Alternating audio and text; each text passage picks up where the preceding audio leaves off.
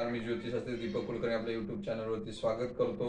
सप्तम स्थान, विवाहाविषयी होणारा विलंब याला कारणीभूत सप्तम स्थान असतं. सप्तम स्थानावर पडणारा शनीची दृष्टी किंवा सप्तम स्थानात असणारा शनी, लग्नी अथवा सप्तम स्थानात असणारा राहू केतू, त्याचबरोबर आणखी एक ग्रह कारणीभूत असतो विवाहास विलंब होण्यासाठी, तो म्हणजे बुध.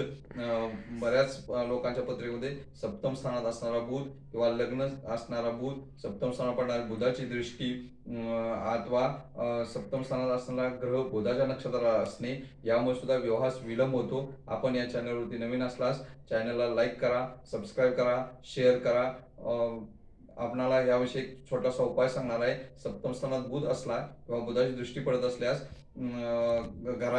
देवघरातील बाळकृष्णाला संकल्प करून बुधवारी आपण तुळशी अर्पण कराव्यात. असे 11 बुधवारी केल्यास विवाह लवकर होतो. विवाह जमान्यातल्या बुधामुळे होणाऱ्या अडचणी दूर होतात. धन्यवाद.